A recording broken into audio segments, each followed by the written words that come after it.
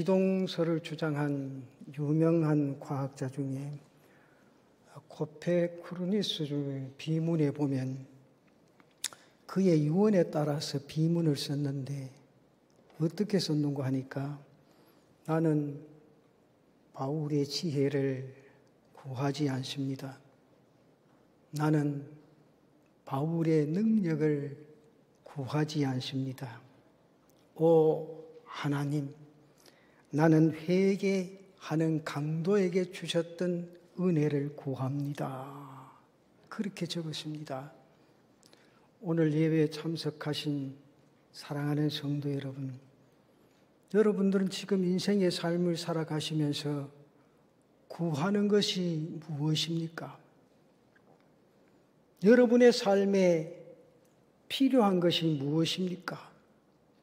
사람들은 각각 나름대로의 필요를 구하고 있습니다. 그러나 여러분 한번 생각해 보십시다.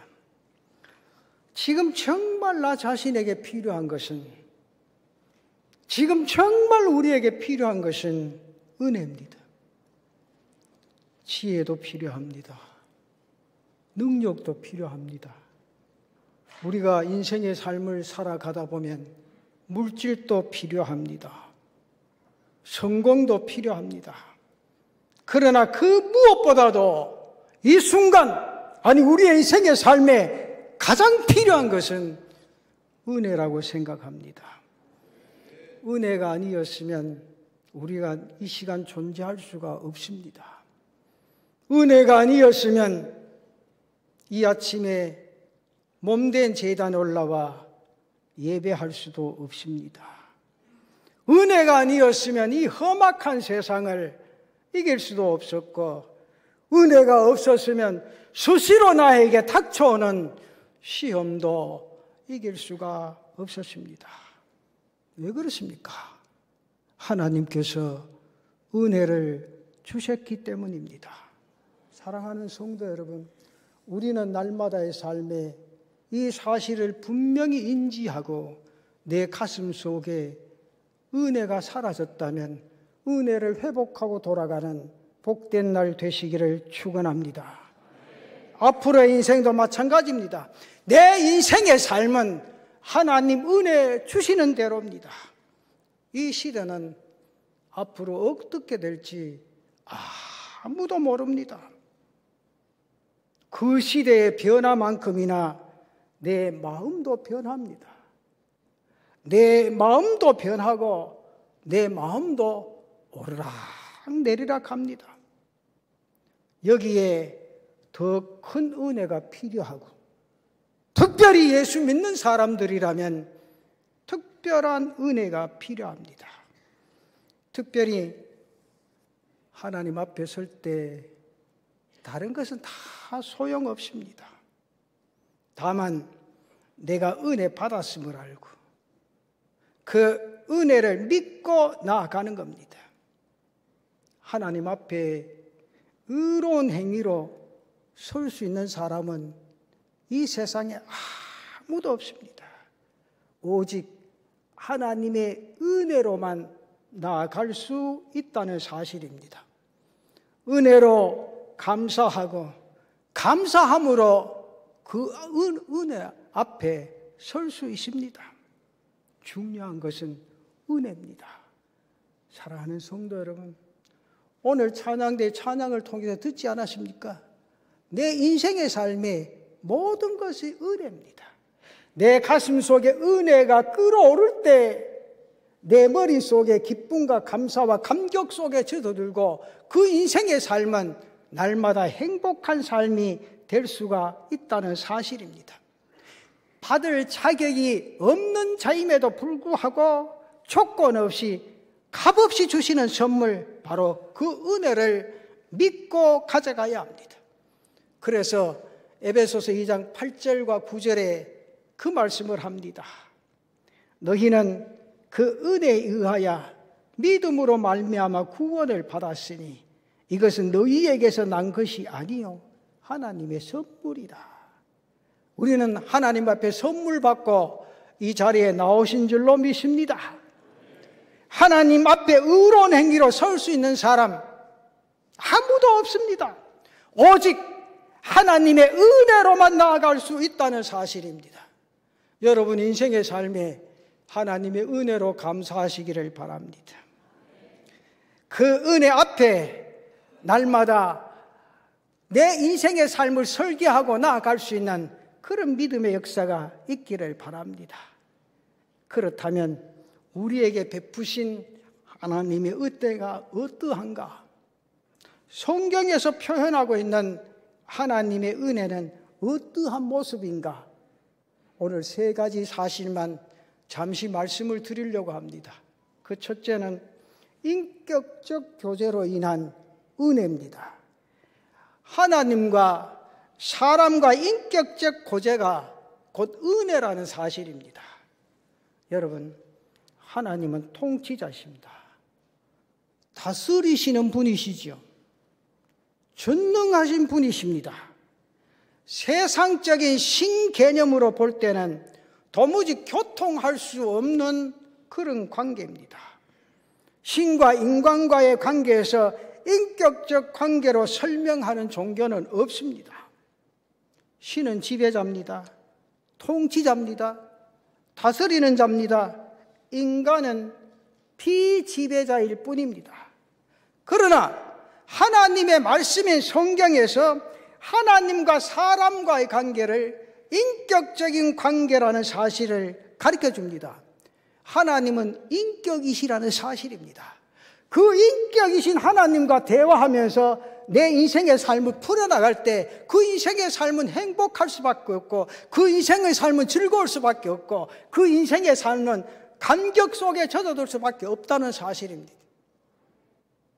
저는 늘 그렇게 생각합니다. 오늘 아침에도 새벽에 4시에 벌떡 눈을 뜨면서 침대에서 하나님 눈뜨게 하시니 감사합니다.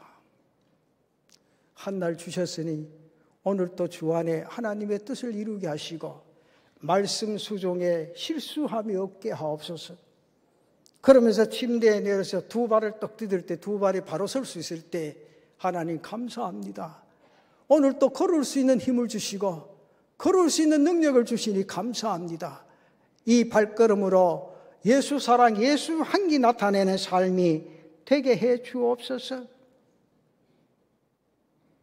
사랑하는 성도 여러분, 내가 이 땅에서 나의 마음을 아는 사람이 이 세상에 아무도 없습니다. 그러나 나를 창조하신 하나님은 내 마음을 익히 아시고 내 갈 길을 이끌어 주신다는 사실입니다. 그 하나님 앞에 눈을 뜨면 교제할 수 있는 은혜가 있기를 바랍니다. 이 세상 인생의 삶의 시작부터 눈을 뜨고 하나님과 대화하며 한날의 삶을 출발할 수 있는 그런 인생의 삶, 그게 바로 하나님의 뜻을 이루어가는 삶이요, 그 아침에 내 가슴 속에 작정하고 다짐한 마음들을 내 발걸음 옮길 때마다 내 육체를 통해서 나타날 수 있는 그런 은혜가 있으시기를 바랍니다. 하나님과 사람과의 인격적인 관계, 하나님은 인격이시라는 사실을 분명히 인지하셔 조건 없이 당신의 백성들을 사랑하시고 인격적인 교통을 하시는 분이십니다. 이 교제를 통해 우리는 하나님을 알아가고 하나님의 성품을 그 마음에 배우고 닮아가야 한다는 사실, 그리고 지혜를 얻게 되고 능력을 힘있게 된다는 사실입니다. 주님께서 말씀하시지 않습니까? 요한복음 15장 5절 말씀이 나는 포도나무요 너희는 가지라. 그가 내 안에 내가 그 안에 거하면 사람이 열매를 많이 맺나니 나를 떠나서는 너희가 아무것도 할 수 없다 그러시. 하나님 떠나면 내가 할 수 있는 게 아무것도 없어요. 여러분, 하나님 안에서 인생의 삶을 살아갈 수 있는 은혜가 있기를 바랍니다. 하나님 안에 살아가는 사람은 자신을 먼저 볼 줄 아는 사람이요, 허튼 말 하는 사람이 아니에요. 좋은 날 보기를 원하는 자 먼저 자신의 혀를 금하라 그랬습니다. 저는 한시라도 서형교회가 잊을 수 없는 교회입니다. 이 교회에서 훈련을 받고 이 교회에서 기도를 어떻게 해야 되는 것을 가슴속 깊이 생각하며 목회를 마쳤습니다. 사랑하는 성도 여러분, 서형교회가 하나님께서 주신 축복 아래 내가 있다는 사실 인지하고 하나님의 은혜 손에 흠뻑 젖어드는 제단의 성도들 되시기를 바랍니다. 그가 내 안에, 내가 그 안에, 하나님이 내 안에 계시고 내 발걸음 움직여진다는 사실이 있을 때 나는 함부로 행동할 수 없고 함부로 말할 수 없습니다. 주님이 나를 익히 보시고 계신다는 사실입니다.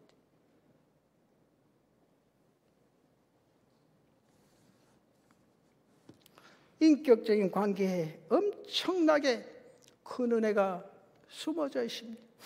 이 은혜가 내게 있다는 사실 생각하면 그저 감사하고 감격할 수밖에 없습니다. 오늘 여러분들 이 추운 날씨에 제단에 올라오셨습니다.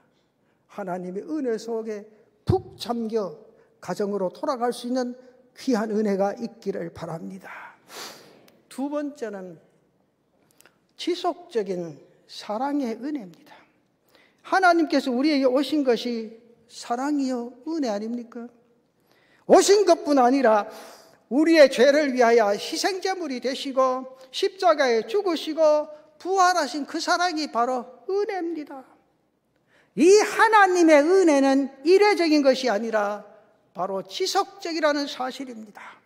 우리 안에 부족함이 있어도 포기하지 아니하시고 내 안에 썩은 냄새가 나도 버리지 아니하시고 끝까지 사랑하시는 은혜.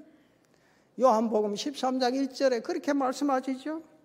유월절 전에 예수께서 자기가 세상을 떠나 아버지께로 돌아가실 때가 이른 줄 아시고 세상에 있는 자기 사람들을 사랑하시되 세상에 있는 자기 사람들을 사랑하시되 끝까지 사랑하시리라 그랬습니다. 이것이 하나님의 은혜인 줄로 믿습니다. 이스라엘이 광야 생활하는 동안 얼마나 원망을 했습니까? 얼마나 불평을 했습니까? 불신과 불순종의 죄를 얼마나 많이 범했습니까? 그러나 하나님께서는 저들을 결코 버리지 않으셨습니다. 사랑하시되 끝까지 사랑하셨습니다. 십자가의 사건이 있던 그날 밤에 제자들이 주님을 배반하고 떠나갑니다. 주님을 떠나지 않겠다고 맹세까지 했던 베드로는 저주까지 하고 부인하면서 떠나가십니다. 그러나 주님께서는 저들을 다시 찾아오십니다. 부활하신 주님을 배웠음에도 불구하고 저들은 부끄러워서 주님 앞에 설 수가 없었어요. 그래서 갈릴리 바다로 고기 잡으러 떠납니다. 고기 잡는 그 현장까지 주님께서 찾아오셔서 그들을 부르십니다. 요한의 아들 시몬아, 네가 나를 사랑하느냐?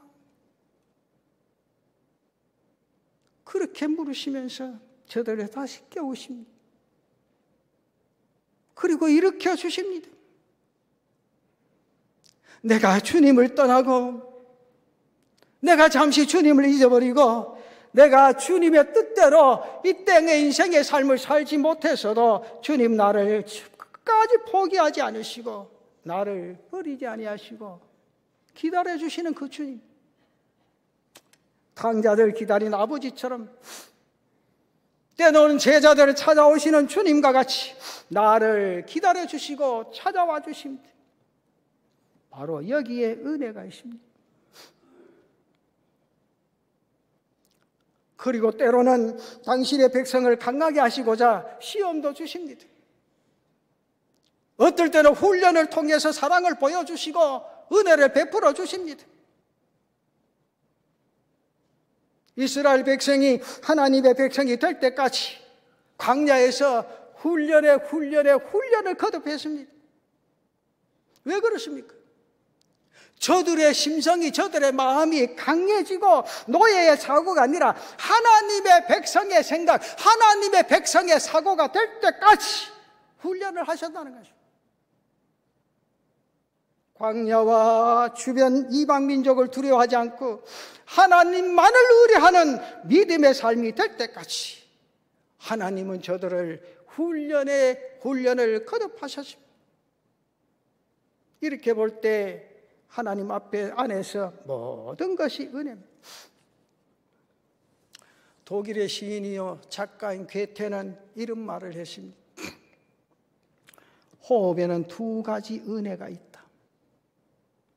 공기를 마시고 내쉬는데 전자는 억누르고 후자는 살아나게 한다. 생명은 이렇게 조화되어 있다. 하나님이 그대를 억누를 때 하나님께 감사하라. 하나님이 그들을 다시 해방할 때 하나님께 감사하라. 숨을 들여 마셔도 감사하고 숨을 내쉬어도 감사하고 내 인생의 삶을 주관하시는 이가 하나님이다. 그 하나님이 내 안에 계신다. 내가 그 하나님과 살아가는 인생의 삶이 얼마나 행복한 삶이냐. 나보다 행복한 이 세상에 없어. 그래서 날마다 즐겁고 감격하고 하나님의 영광을 드러낼 수밖에 없는 그런 것이 은혜라는 것이에요. 오늘 찬양대 모든 것이 은혜입니다. 내 인생의 삶에 여기까지 온 것도 하나님의 은혜인 줄로 믿습니다. 서현재단에 부르신 이도 하나님이시여, 이것도 은혜인 줄로 믿습니다. 내게 주신 사명을 주신 이도 하나님이요, 그래서 내가 충성할 수밖에 없는 사실도 인지하는 것이 하나님의 은혜인 줄로 믿습니다. 하나님은 나와 사랑의 관계입니다. 성경에 그랬죠. 지난번 금요 입주간 새벽 기도할 때 사랑을 어떻게 하라 그랬죠? 성경에 목사는 생각합니다. 교인들이 잊어버리는 것 은혜다. 교인들이 다 알면 목사가 무슨 설교하겠시오. 그 지난번에도 했는데 이거 앉아서 머리 아픈데 참 감사해요. 교인들은 성경을 더 잘 잊어버려요. 일반인보다. 그거 얼마나 감사해요. 교인들이 사랑하는 건요, 예수 믿는 사람이 사랑하는 거는 어떻게 알아요? 성경에 뜨겁게 사랑하라. 뜨겁게. 이게 중요해요. 여러분, 부부지간에 뜨겁게 사랑합니까? 네? 가정은요, 성경 안에서 가정을 가져야지, 믿음 안에서 가정을 가져야 그게 행복해요. 사랑을 해도 그냥 하지 마. 뜨겁게 해. 뜨겁게 하면 모든 걸 녹인다니까. 상대방을 녹일 수 있는 게 사랑이요. 그 사랑이 흐지부지해가는 안 돼. 녹이려고 하면 뜨거워야 돼. 쇠떡이를 녹아야 물건을 만들려고 하면 뜨거워야 되지.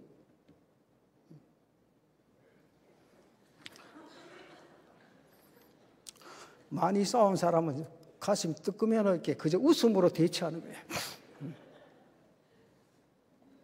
그리고 한 가지 더, 세 번째는 하나님의 은혜는 풍성한 은혜입니다. 하나님의 은혜는 필요한 만큼만 주어지는 한계된, 한정된 그런 은혜가 아닙니다. 요한복음 1장 14절과 16절에 보면 이렇게 합니다. 말씀이 육신이여 우리 가운데 거하시며 우리가 그의 영광을 보니 아버지의 독생자의 영광이요 은혜와 진리가 어떻다? 충만하더라. 우리가 다 그의 충만한 데서 받으니 은혜 위에 은혜르라. 그 충만한 데서 받으니 모든 것이 은혜인데 은혜 위에 은혜르라 말씀합니다.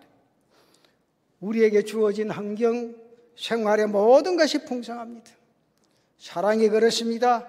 말씀이 그렇습니다. 소망이 그렇습니다. 또한 나에게 베푸시는 열매들이 그렇습니다. 여러분, 이삭이 그랄 땅에서 농사지어서 몇 배를 받았다 했지? 대답 안 하는 것도 은혜예요. 알아서 안 하는 사람도 있고 일부러 안 하는 사람도 있고 몰라서 안 하는 사람도 있고, 다 같이 몇 배? 찬양을 잘하더만. 아까 내 칭찬했는 게 다 수포로 돌아가니. 이삭이 그럴 땅에서 농사하여 그 해에 100배의 복을 받았다 그랬어요. 그 복을 내가 받을 수 있습니까? 없습니까? 안 받아보니 도무지 않아. 이삭에게 주신 복 하나님 나에게도 주실 줄로 믿습니다. 그때 좀 아멘 좀 크게 해보세요. 참네. 하나님이 복 주신다는데 왜 아멘 안 해? 이삭에게 주신 100배의 축복을 하나님 나에게도 주실 줄로 믿습니다. 그렇잖아요. 이삭이 하나님, 나의 하나님. 나의 하나님 그때 그런 복을 주셨어. 나에게도 주실 줄로 믿습니다. 어마어마한 풍성한 결실 아닙니까? 이 풍성한 결실이 서현재단의 성도들 가정에 임하시기를 축원합니다. 사업장에 임하시기를 축원합니다. 브라질의 아마존 강은 세계에서 두 번째 큰 강 아니에요? 어떤 사람이 배를 타고 조그만 배에 노를 저으면서 두 사람이 갑니다. 고기를 조금 잡다가 싣고 가서 물이 다 떨어져 버렸어요. 먹을 물이 다 떨어져서 그렇지. 여기 가까이 아마존 강이 있으니까 거기 가서 물 좀 길어서 먹고 또 가보자. 그래서 배를 한참 졌습니다. 한참 가도 이게 바다인지 강인지 도무지 알 수가 없어요. 그래서 노를 졌다 그만두고 옆에 한 배가 쭉 지나간대. 그 배 보십시오. 이게 우리가 지금 아마존 강으로 들어가서 물을 좀 찾으려고 그러는데 아마존 강이 어디 있어? 물었더니만은 야, 이 등신 같은 사람아, 당신이 바로 아마존 강에 안 떠가 있나? 그게 바로 아마존 강이다. 퍼먹은 물을. 우리가 하나님의 은혜 푹 잠겨 있으면서도 그 은혜를 모르는 거라. 그런 사람 뭐라 합니까? 어떤 사람이라고 합니까? 안 하는 게 좋지. 그런 사람을 가리켜서 등신 같은 사람이야. 은혜가 없는 사람은 예수를 믿어도 등신 같은 사람이야. 은혜를 알고 은혜를 회복할 때 내 인생의 삶이 감격한 거예요. 예수 믿으면 감격하지. 얼마나 감사해요. 그런데 요새 가면 세상적인 것에 감사해. 그렇죠? 내가 딴 데 있을 때 이야기하면 안 되잖아. 내가 서영교 목회할 때 봄만 되면 말이야. 회장이 딱 바뀌면 그때 대형 차가 있을 때 아니에요. 에? 회장이 막 와가 목사님 차량 신청해야 된다고. 차량 신청 내한테 오지 마. 사무실에 가가 신청서 적어와. 그러면 그거 적으려고 서는데 날짜 똑같으면 둘이 불러가지고 날짜 바꾸라 그러냐. 안 됩니다. 우리는 이날 그거는 목숨 걸어. 희한하다니까. 이 예수 믿는 사람인지 아닌지 모르겠어. 그것도 양보 안 해. 목사님 내가 이것도 못하면 회장의 사명을 어째 감당하노? 네 차 따내는 게 중요하가. 네 돈 가지고 그 차 하나 전세 내라 그만. 안 그러면 교회에 차를 하나 더 사든지. 그런데 목숨 다 걸어 목회를 해보면. 그래 놓고요. 차 타면요. 목사님 어디서 간다. 그럼 뭣도 모르고 처음에 또 갖다 앉았더니만은 그때부터 뒤에 수긍수긍 하더란 말이야. 이거 목사가 눈치도 없어요. 이런 데 따라오면 못잖아.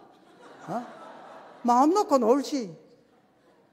그때부터 내가 주머니에 귀마개를 하나 가져갔거든. 그러니까 뒤로 돌아보고 나는 없으니까 사람만 이래 앉았다 생각하고 그러니까 마음대로 하라고 귀 딱 막고 있다가 한참 시끄럽게 한쪽 귀를 딱 여있게 그럼 유행가를 얼마나 부르는지 말지. 교회 와서 찬송 부를 때 풀이 푹 죽어가 입도 안 여는 사람이 말이지. 그렇게 잘 불고 떠들고 놀더라고요. 여러분, 우리는 예수 믿는 사람은요, 예수 안에 행복을 느껴야 돼. 내가 찬양대 하는 게 얼마나 행복해요. 내가요, 진짜 목회 시작한 지를 생각하니까 엄청 오래됐더라고요. 계속 한평생 설교를 하다 은퇴를 하고 나는 은퇴하면 절대 내가 섬기던 교회는 안 갈 거라. 그래 생각하고 집에 있는데 한 1년쯤 지나가니까 그때 코로나 올 때 아니에요. 그럼 뭐 교회 문도 닫아놓고 갈 데도 없고 일어나기는 맨날 3시 반에 일어나는데 습관이 되는데 3시 반에 일어나가 종일 시간이 얼마나 많습니까? 그렇다고 목사가 뭐 종일 성경 봅니까? 그 어떤 집사람 보고 내가 시간이 없어. 시간이 이렇게 하면 참 힘들다 그래. 목사님 맨날 성경인데 종일 성경 읽으면 되지 하더라고. 니나 한번 해봐라. 속으로.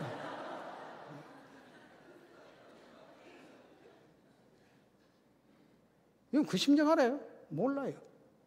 목사는 설교할 때가 감사한 거라. 그 설교할 때 얼마나 힘들어 이거. 에? 매주 설교 준비하고. 그래도 그게 은혜라. 내가 은퇴하고 나서 철들었어. 여러분들도 지금부터 철드이셔. 그럼. 찬양대 되면, 찬양대는요, 딱 보면 목사가 합니다. 아, 기도하고 찬양했는지 안 했는지. 왜? 목사가 듣는 귀가 있잖아, 이게. 목사는 제일 발달한 게 귀하고 입이라.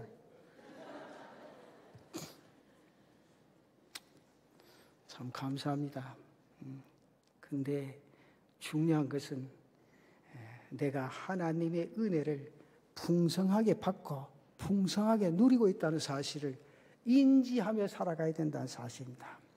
여러분, 이 하나님의 은혜를 얻기 위해서 이 은혜를 내 인생의 삶에 더 풍성하게 누리기 위해서 믿음의 은혜의 보좌 앞으로 나가라. 이 성경이죠. 은혜는 주어졌지만 내 자신이 해야 할 일이 있다. 아마존의 강물 위에 내가 떠 있지만은 그 물을 자신이 길러 올려 먹을 수 있는 것처럼 오늘 우리에게 분명히 말씀하는데 뭐라 그럽니까? 성경에 믿음의 도리를 굳게 끝까지 안 하네 진짜. 끝까지 이 시간 입 다물지 말고 딴 일에 입 다물고 있어. 물으면 대답 좀 하셔. 성경에 뭐랬어? 믿음의 도리를 그때 또 하잖아. 봐. 가면 지리면 한다니까. 목사는 목이 터져 좋고 자기는 가만히 앉아있고 말이지. 아니야. 은혜의 믿음의 도리를 굳게 지키라. 14절 말씀에 그렇죠? 그러므로 우리에게 큰 대제사장이 계시니 성천하시니 곧 하나님의 아들 예수시라. 우리가 믿는 도리를 굳게 잡을지어다.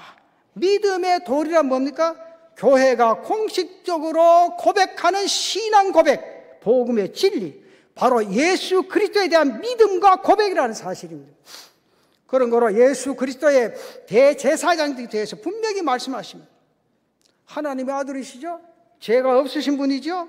그런데 나 때문에 죄를 대신 지시고 십자가에 죽으시고 완전히 속죄물로 되셔서 우리의 큰 대제사장이 되셨다. 그렇게 말합니다. 이거 보면 뭡니까?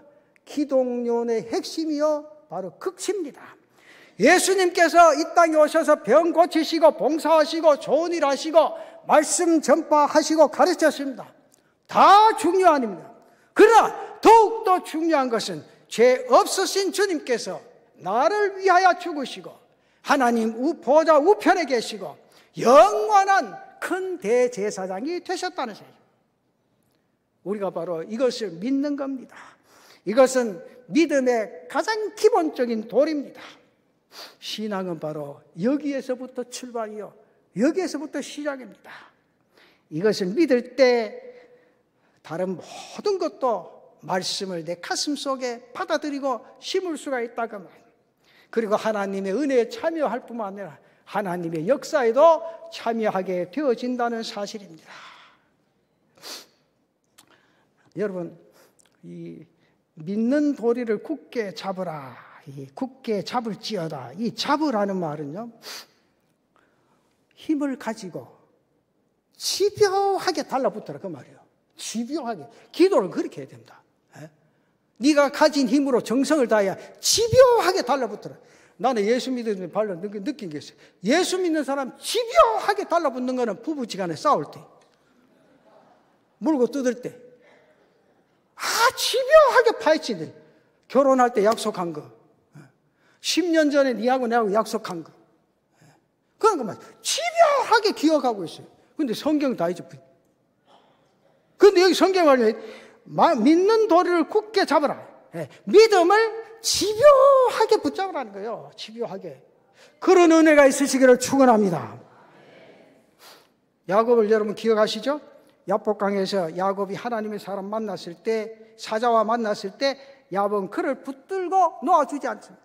은혜를 줄 때까지, 축복할 때까지 그렇게 집요하게 붙들 때 하나님은 야곱에게 큰 은혜를 베푸시는데, 창세기 32장 28절에 보면 그가 이르되 내 이름을 다시는 야곱이라 부를 것이 아니요 이스라엘이라 부를 것이라 그러시.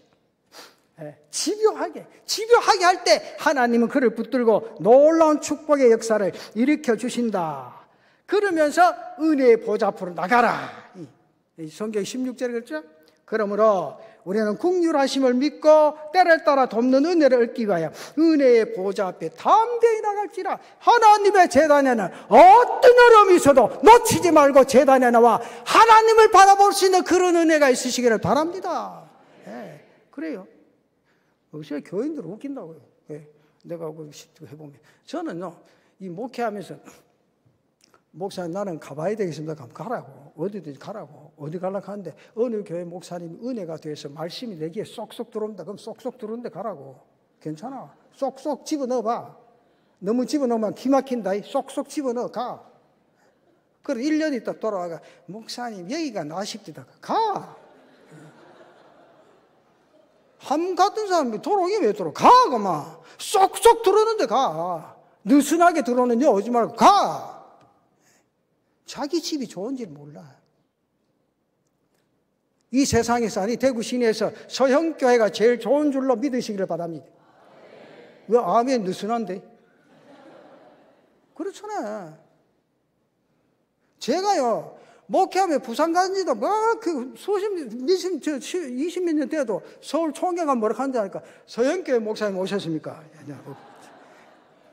근데 미안하기도 하고 죄스럽기도 하고, 야, 내 지금 서영교회 나온 지 몇 년 됐는데 자꾸 가니까, 어이구, 목사님 아닙니다. 상징적인 교회에 계신 목사님이. 그럼 나도 상징적으로 좀 봐라. 그래요. 다른 사람 다 인지하는데 나는 그래 못해. 여기만 교회에 있나? 그렇지. 그러면 집은 내 지 집에 찾아가는데 여기가 내 집이야, 영적으로. 그럼 믿으십니까? 종일 제단을 그리워하면서 하나님 앞에 감사가 용솟음치는 그런 은혜가 있기를 바랍니다. 이게 바로 주님의 보좌 앞에 나와 하나님의 역사를 일으키는 거라. 오래간만에 오라 그래서 주일날에 오라 그래서 준비는 엄청 했는데 반을 못 하겠지. 또 시간 넘으면 뭐라 하는지 아는 교인들 말 잘한다고 해. 오래간만에 불러놨디. 안 했던 말 다 한다고 해. 내가 수십 년 목회하면 그건 뭔지 알고 교인들 속에 쑥 들어가 있다고 해요. 저는 제일 싫어하는 게 뭔가 하면 목사한테가 알랑방구 끼고 밥 사주려고 하자면, 그렇다고 여러분들 내보고 밥 안 사주면 가지 말고, 아이고 목사님 말씀에 은혜 받았습니다. 목사님 같으신 이 없습니다. 이렇게 침도 안 바르고 나가면서 인사했다가 집에 가면 얼마나 힘든지. 근데 왜 안 자냐? 자기 남편이 나한테 와서 가더라고. 그렇다고 목사가 자기 부인이 이야기하면 남편한테 가겠나? 그럼 뭐라 하는데 가? 아이고 목사가 말이지 시간 되면 좀 지키지. 요새 세상에 어떤 시간인데 설교를 30분이나 하냐고. 30분 설교한 게 깁니까? 그럼 내가 뭐라 하는데 가? 한 20분 말아 가대. 그 다음 주에 또 20분 했죠. 그 말 듣고 20분 하면 또 무슨 말 할까 싶어. 20분 했대. 그래. 그 다음에 저 집사 그 남집사람 전화해. 집사람 좀 와봐. 목사님 뭐 바쁩니까? 나하고 차 한잔 하자. 그렇게 또 불러가지고 집사람 한 사람한테 또 갑자기 뭐라 하는데 가. 오늘 내가 지난주에 했는 게 어째 귀에 들어갔는가? 20분 딱 한 거 마치더라. 미쳐이 없는가 갑자기 간다.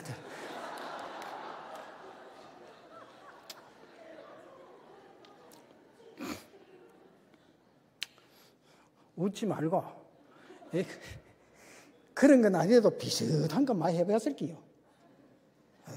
그런 거 아니에요. 예수 믿는 사람 그런 거 아니에요. 왜? 나는 하나님의 은혜 속에 사는 사람이에요.